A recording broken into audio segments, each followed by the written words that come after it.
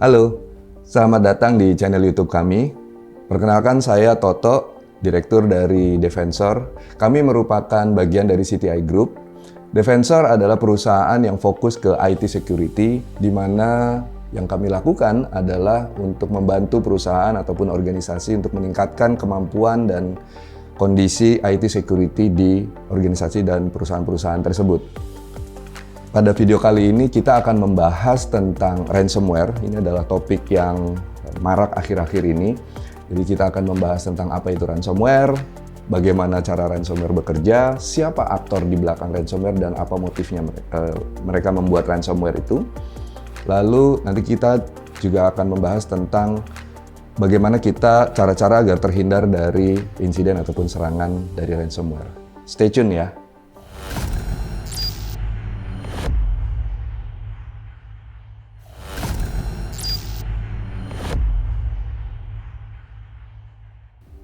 Oke, sekarang kita kenalan lagi nih. Nama saya Toto. Saya berkarir di dunia IT security industry sudah lebih dari 2 dekade. Saat ini saya sebagai Presiden Director di Defensor sejak 2015. Kalau kita bicara pendidikan, saya sarjana komputer dari Perbanas tahun 1999. Lalu saya melanjutkan kuliah di Magister Komputer Universitas Budi Luhur. Saya lalu melanjutkan kuliah lagi Magister Komunikasi di The London School of Public Relations. Lalu saya kuliah lagi S2, ambil Master of Business of Administration dari Universitas Gadjah Mada. Lalu saya kuliah lagi di BINUS, Bina Nusantara University, ambil Doctor of Research in Management. Dan saat ini saya masih kuliah di National University of Singapore. Saya juga memegang 2 sertifikasi profesional terkait dengan IT security, yaitu CISA, Certified Information System Auditor, dan CISSP, Certified Information System Security Professional sejak 2008.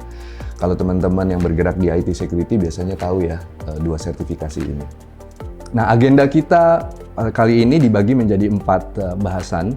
Yang pertama adalah berkenalan dengan ransomware. Nanti kita akan membahas apa itu ransomware, siapa di baliknya, kenapa orang membuat ransomware, dan beberapa kejadian-kejadian yang disebabkan oleh ransomware yang cukup heboh di dunia dan di Indonesia. Lalu berikutnya kita juga akan membahas studi kasus tentang insiden-insiden ransomware. Kita membahas lebih detail nih, insiden-insiden ransomware yang sudah ada. Kenapa itu bisa terjadi, apa yang terjadi pada saat ransomware itu menyerang, lalu bagaimana dampaknya. Yang ujungnya kita bisa mengambil kesimpulan dan mengambil manfaat atau pelajaran. Apa yang baik, apa yang tidak baik, sehingga kita bisa pakai di organisasi kita. Yang berikutnya lagi, saya akan membahas tentang cyber resiliency atau ketahanan cyber terhadap serangan ransomware. Jadi, bagaimana organisasi kita bisa punya cyber resiliency nih kalau terjadi serangan ransomware, baik itu mencegah maupun ketika terjadi insiden ransomware kita bisa memiliki ketahanan sehingga berdampak seminim mungkin. Pada bagian terakhir kita akan membahas kesimpulan dan penutup, dan ujungnya adalah bagaimana Defensor bisa membantu kawan-kawan sekalian atau organisasi yang ada di Indonesia untuk menanggulangi serangan dari ransomware ini. Sekarang kita akan membahas tentang ransomware. Kita berkenalan nih dengan ransomware, apa itu ransomware, lalu motif-motif di belakangnya. Yang pertama, kalau kita melihat cyberkriminal, itu cyberkriminal mau cari duit gitu ya, maka mereka membutuhkan beberapa perangkat atau beberapa tools yang dibutuhkan supaya mereka bisa mendapatkan duit dengan cara yang udah pasti ilegal gitu, namanya juga cyberkriminal. Yang pertama ada mereka perlu malware nih. Perlu malware untuk apa?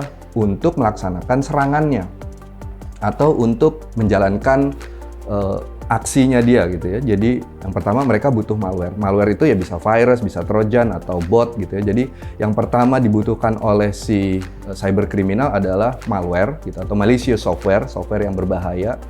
Lalu yang kedua, tadi kita malicious software itu untuk menyebarkan aksinya atau menjalankan aksinya. Yang kedua adalah bagaimana supaya si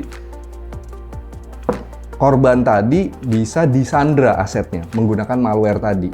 Makanya kalau menyandra itu tools yang digunakan adalah enkripsi gitu ya. Enkripsi untuk apa? Enkripsi untuk file atau mengunci operating system. Jadi operating systemnya nggak bisa dipakai. Sehingga si cyber criminal tadi dia punya bargaining power gitu. Karena dia menyandra tadi kan. Saya encrypt, kalau misalnya Anda tidak bayar, maka ya Anda juga nggak bisa pakai nih filenya karena udah saya encrypt. Kalau Anda bayar, saya kasih nih kuncinya. Seperti kita ketahui, enkripsi adalah merubah dari plain text menjadi ciphertext. Dari sesuatu yang bisa dibuka, dilihat, dibaca gitu atau dieksekusi menjadi sesuatu yang tidak bisa dieksekusi menggunakan algoritma enkripsi. Nah, untuk bisa mengubah kembali menjadi sesuatu yang bisa dibuka, dibaca atau dieksekusi ya kita perlu key-nya, kita perlu decryption key. Nah, itu yang dipegang sama si cyber criminal, sehingga dia bisa menyandra. Yang berikutnya, udah ada nih tools untuk nyebarin malware atau virus tadi. Lalu, karena perlu menyandra, teknologinya atau tekniknya adalah si encryption tadi. Yang berikutnya adalah, si cyber criminal ini setelah dapat duit, kan dia harus menyembunyikan identitasnya. Kalau maling udah pasti ketahuan, ya percuma jadi maling, karena kan pasti ketangkep gitu ya. Jadi, si cyber criminal perlu untuk menyembunyikan identitasnya. Nah, ini ada teknologi namanya Tor ya, The Onion Router. Jadi Tor itu adalah sebuah solusi gitu untuk anonimitas gitu, berkomunikasi secara anonim di dunia internet gitu. Dia seperti routing menggunakan teknologi yang anonim tadi. Jadi seperti karena routingnya multiple routing dan anonim, jadi seperti bawang gitu ya. Jadi antara satu root dengan root yang lain itu tidak kelihatan gitu. Jadi sehingga dia bisa benar-benar anonim. Nanti kita bisa bahas The Onion Router lebih lanjut. Tapi poinnya adalah The Onion Router atau Tor Network adalah sebuah network yang kita bisa menyembunyikan identitas kita sehingga kita tidak bisa di-trace sama penegak hukum ataupun orang lain. Tadi udah ada nih toolsnya, malware, ada enkripsi untuk menyandra, untuk menyembunyikan identitas ada. Yang terakhir adalah bagaimana si cyber criminal ini bisa mendapatkan duit gitu kan. Kan ujungnya dia mau dapat duit ya. Nah, sekarang udah ada nih namanya cryptocurrency ya. Jadi mendapatkan uang dengan aman karena nggak bisa di-trace. Udah cryptocurrency tambah mixernya sehingga ketika si cyber criminal itu terima duit pakai account Bitcoin-nya dia di mixer supaya nggak kelihatan uangnya kemana gitu loh. Jadi ini kayak menyembunyikan identitas yang punya Bitcoin dan jadi tidak kelihatan ini uangnya udah disebar kemana-mana sehingga dia bisa ngambil lagi dengan tidak ke-trace oleh si penegak hukum. Jadi kita udah dapat toolsnya. Malware untuk menyebarkan, enkripsi untuk menyandra, Tor network supaya dia bisa anonim, dan Bitcoin network plus atau cryptocurrency network plus mixer supaya dia bisa tarik duitnya dengan aman. Jadi udah dapat nih toolsnya. Nah, keseluruhan ini kita sebut ransomware business. Jadi ransomware-nya sendiri adalah malware yang punya kemampuan untuk mengenkripsi.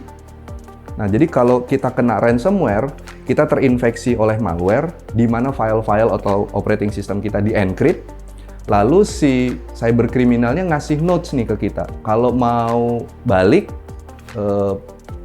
filenya, ya Anda harus bayar gitu. Anda harus akses ke Tor network ini, lalu kelihatan apa yang harus dilakukan. Salah satunya ya harus bayar di Bitcoin account misalnya, gitu. Sehingga dia bisa dapat uangnya dengan aman. Nah, bagaimana proses dari ransomware ini tadi? Ketika kita sudah terenkripsi, ini misalnya ada threat actor ya di sebelah kanan ini kita lihat ada threat actor, ada banyak affiliate-nya atau affiliate-nya tuh maksudnya anak buahnya lah atau agent-agentnya gitu. Lalu si affiliate ini dia coba untuk melakukan reconnaissance atau initial access gitu ya, untuk melihat nih victim company-nya siapa. Dari situ akan ditargetin siapa victim company-nya.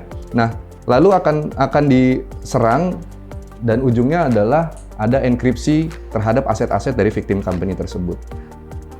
Setelah dienkripsi, dia akan kasih tahu bahwa Anda harus bayar sekian Bitcoin atau sekian banyak terkait dengan cryptocurrency yang mereka pakai.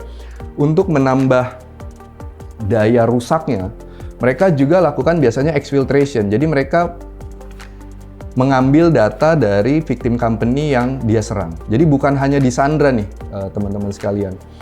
Jadi datanya juga diambil sama si threat actor untuk ujungnya dipublikasikan. Nanti kita akan bahas tentang beberapa extortion level gitu ya. Jadi beberapa level dari penyanderaan tadi. Nah ini sekilas apa yang dilakukan sama si ransomware. Jadi dia melihat siapa victimnya, dia serang, dia encrypt. Kalau perlu datanya sekalian dicolong untuk kemudian disandra dan dipublikasikan. Ujungnya adalah supaya dapat duit. Nah dampaknya buat si perusahaan, kita lihat di gambar yang sebelah kiri, dampak yang signifikan yang dianggap oleh perusahaan adalah pertama exposure of sensitive or proprietary data. Jadi perusahaan-perusahaan ini ketika disurvei sama si SpyCloud ini, mereka sangat concern terhadap sensitif data yang terekspos di luaran sana, atau damage dari brand reputation. Kita lihat pada beberapa waktu belakangan ini ada company A kena serangan ransomware, bank B kena serangan ransomware gitu ya, sehingga damage reputation-nya gitu. Jadi orang jadi mulai ragu, wah gimana saya bisa nabung di bank tersebut kalau ini kena ransomware, kalau mereka nggak aman, jangan-jangan uang saya nanti hilang gitu ya.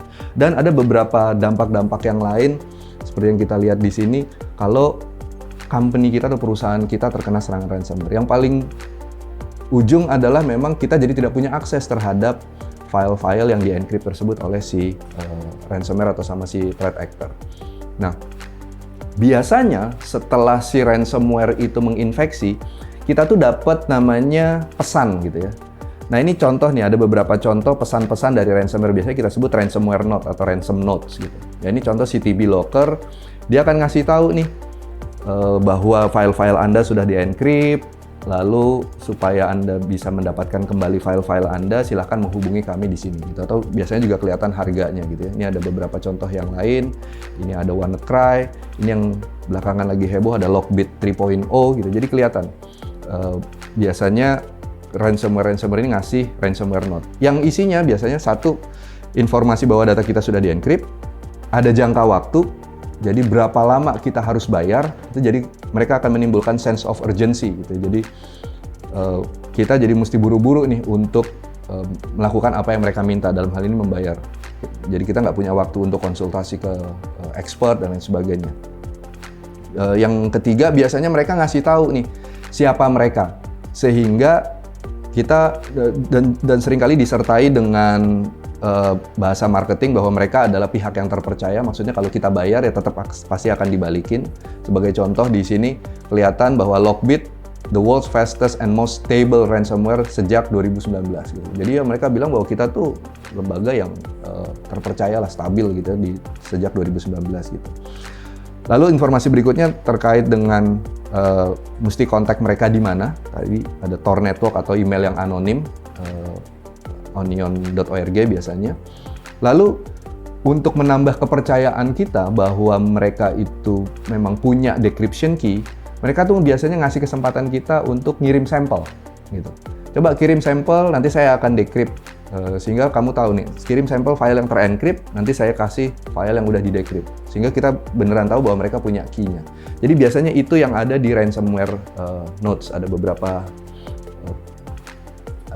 informasi yang ada di ransomware notes itu tadi. Nah, tadi kita sudah ngelihat siapa aktor di belakang ransomware, apa tujuannya, lalu bagaimana si ransomware bekerja, dan contoh-contoh dari ransomware notes ya. Nah, di dalam dunia IT security, itu ada satu mode operation buat si cyber criminal atau attacker yang disebut dengan cyber big game hunting. Ini memang bahasanya atau istilahnya dari istilah pemburu ya. Kalau tim pemburu itu mau memburu satu buruan atau satu binatang yang memang binatang yang cukup besar gitu. Misalnya binatang yang cukup menantang gitu. Disebut dengan cyber big game hunting. Nah, cyber big game hunting ini adalah sebuah metode kalau di dunia IT security untuk melakukan attack terhadap target-target yang sophisticated atau target-target yang punya high privilege atau yang punya uang yang cukup besar, sehingga mereka mengerahkan semua sumber daya yang ada untuk mentargetkan si target-target tersebut karena dia punya uang besar atau organisasi yang cukup besar, cukup punya profil yang cukup luas gitu ya, sehingga dalam tanda kutip ini worth it untuk dihack dan karena mereka pasti mau bayar.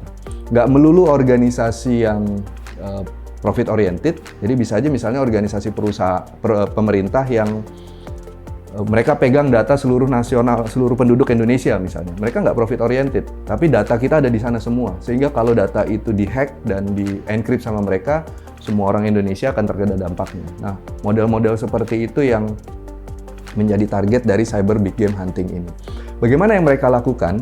Jadi si cyber big game hunting ini pertama mereka lakukan attack terhadap initial factor, jadi initial infection factor, jadi mereka lakukan attack terhadap initial infection factor tadi, lalu lakukan lateral movement. Intinya cyber big game hunting itu adalah jackpotting, melakukan hacking atau menginfeksi ransomware di sebanyak-banyaknya host dalam organisasi tersebut, gitu, supaya dampaknya jadi luar biasa besar, gitu. Nah, ini kenapa mereka lakukan lateral movement itu tadi. Makanya yang ditargetkan adalah biasanya crown jewel-nya, kita sebut crown jewel ya, atau kita sebut central repository. Biasanya ada dua crown jewel itu. Satu, tempat di mana autentikasi berada, yang jadi target biasanya Active Directory ini. Karena ketika Active Directory-nya di take over, kita bisa take over satu perusahaan atau satu organisasi. Karena semua orang trust ke Active Directory, itu sebut crown jewel. Jadi dia bisa nge-jackpot nih. Yang kedua adalah tempat di mana infrastruktur itu berada, biasanya hypervisor atau virtual machine environment. Makanya mereka coba targetkan di virtual machine atau hypervisor-nya. Karena semua operating system running on top of hypervisor ini. Nah, ketika mereka sudah dapatkan Active Directory atau hypervisor dan mereka kunci atau mereka take over itu semua, maka dampaknya akan luar biasa.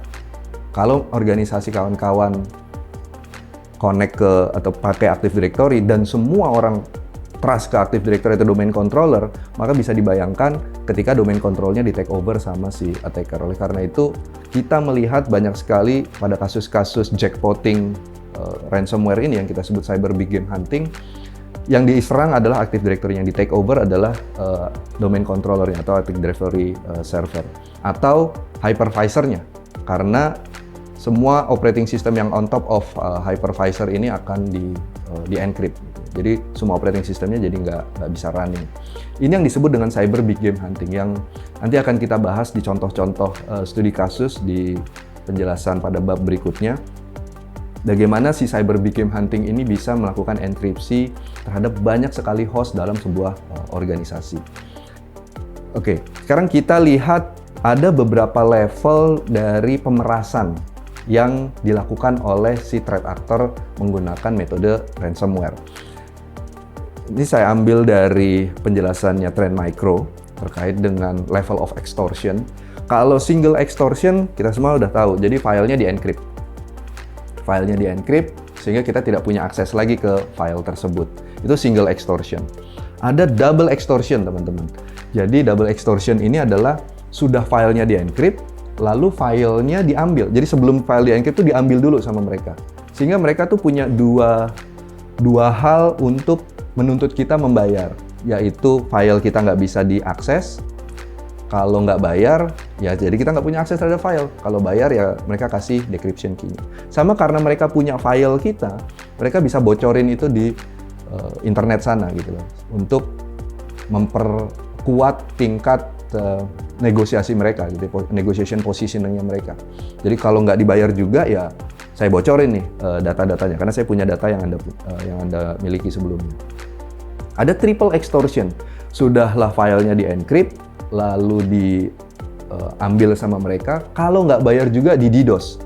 Itulah yang terjadi di beberapa kasus sama si F-add-on ransomware gang. Intinya adalah si geng kriminal ini atau si threat actor ini melakukan apapun untuk kita bayar.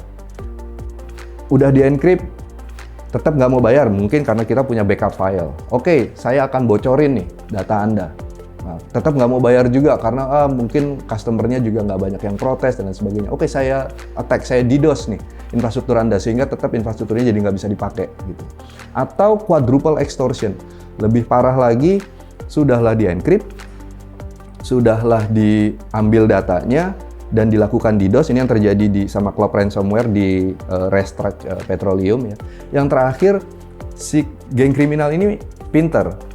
Karena dia tahu mungkin organisasinya nggak mau bayar dan dia pegang data-data karyawan atau data-data pelanggannya si korban tadi, dia kontak korbannya satu-satu. Jadi dia bilang ke para korbannya, saya punya data Anda nih, Anda kan customer-nya si Restart Petroleum kan, saya punya data Anda, bilang sama Restart Petroleum suruh bayar, kalau nggak data Anda akan saya jual. Jadi yang datang ke kita sebagai organisasi itu bukan hanya si geng kriminal ini tadi, cyber kriminal geng itu tadi, tapi customer-customernya kita, karena customer kita itu dikontak sama si geng kriminal untuk nuntut ke kita supaya kita bayar dan ujungnya adalah datanya nggak dibocorin. Jadi ini disebut dengan quadruple extortion. Ya semoga saja kita terhindar dari extortion semacam ini organisasi kita gitu ya. Nah, bagaimana sih secara global dampak dari ransomware? Ada penelitian yang dilakukan oleh beberapa pihak gitu ya, oleh Coveware, oleh Asimsoft gitu ya. Average downtime, jadi rata-rata downtime terkait dengan ransomware attack itu bisa 21 hari. Tinggal kawan-kawan sekalian bisa lihat apakah kalau bisnis kita, IT-nya down selama 21 hari masih bisa jalan atau enggak. Atau itu menimbulkan disaster atau enggak buat bisnis kita gitu ya. Lalu ada rata-rata waktu untuk bisa bisnis fully recovered atau bisa benar-benar balik setelah ransomware attack itu sekitar 287 hari di beberapa kasus gitu ya dari penelitian ini.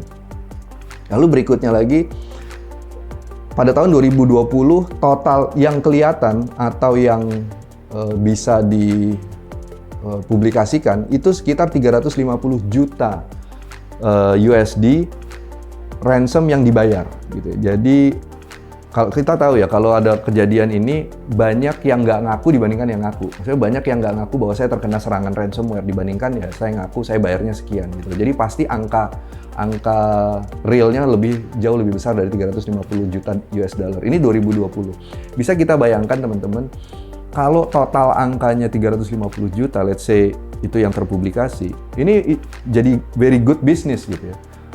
Untuk cyber kriminal, udahlah angkanya besar, dia nggak kedeteksi gitu ya, dan melakukannya mungkin relatif lebih mudah dibandingkan misalnya ngerampok bank gitu. Poin saya adalah, ini adalah bisnis yang menggiurkan, sehingga buat kita, serangan-serangan macam ini ke depannya akan semakin masif.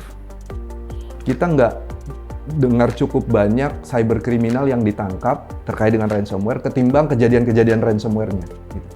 Sehingga kita akan melihat ini bisnis yang menjanjikan buat mereka dan kedepannya ini serangan-serangan semacam ini menurut saya akan semakin banyak dilakukan oleh cyber kriminal yang lain.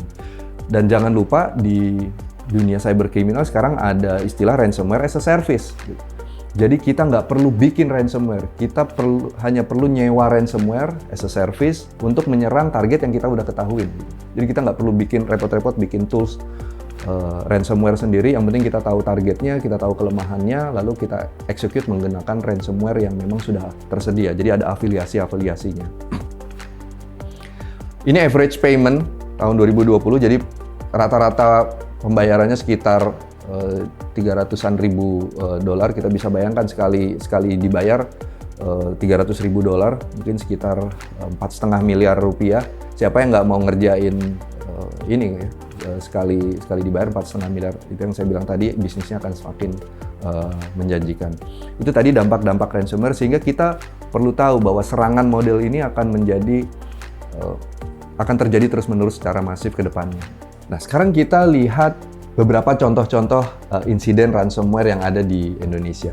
Di beberapa pemberitaan, kita melihat bahwa ada banyak insiden-insiden ransomware yang terjadi di Indonesia.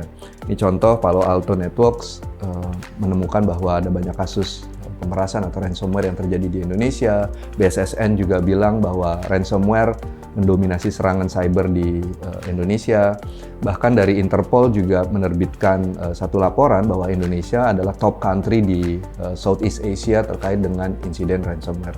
Kita juga lihat ada beberapa contoh-contoh serangan insiden ransomware ke institusi publik seperti di Bank Indonesia atau beberapa institusi yang lain atau bank yang lain yang memang cukup menghebohkan akhir-akhir ini.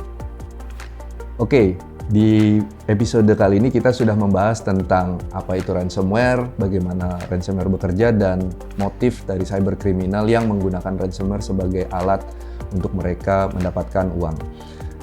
Nah, di video berikutnya kita akan membahas tentang beberapa contoh kasus insiden ransomware, di mana insiden-insiden itu terjadi di beberapa organisasi besar, sehingga kita bisa menarik kesimpulan dan ambil pelajaran nih teman-teman. Apa yang perlu kita lakukan dan apa yang tidak boleh kita lakukan ketika ransomware itu bekerja atau ketika kita terkena serangan ransomware, atau apa yang harus kita lakukan supaya kita terhindar dari insiden ransomware. Kita ketemu di video berikutnya.